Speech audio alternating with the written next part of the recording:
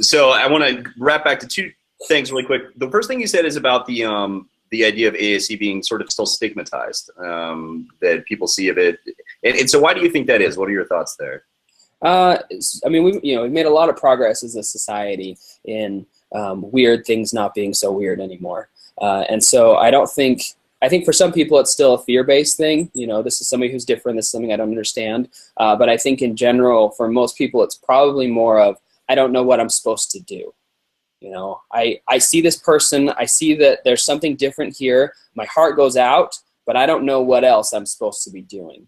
I don't know if I'm supposed to ignore them. I don't know if I'm supposed to just kind of say hi and walk away really fast. And there hasn't been a lot of good outreach to, I guess, the community at large, or it's just hard. I mean, it's how do you get that message out, right? To help people know this is a typical thing and it's not weird and this is how you can interact and just talk to them, right? I mean, at the end of the day, just telling people this is somebody you can talk to like you would talk to anybody else makes a big difference. But that it just hasn't been, I guess people haven't learned it yet.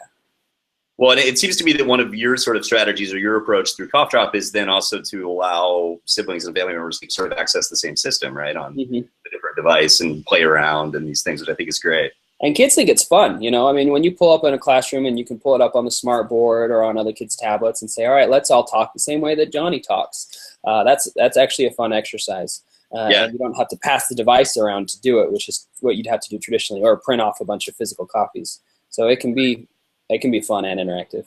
Or if we're really going back in time, pass around the big brick device. You know, that was never that cool socially.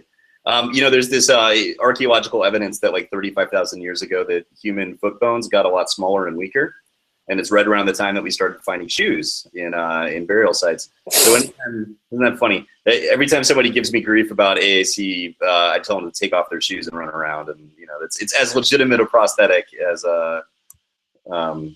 any of those other things.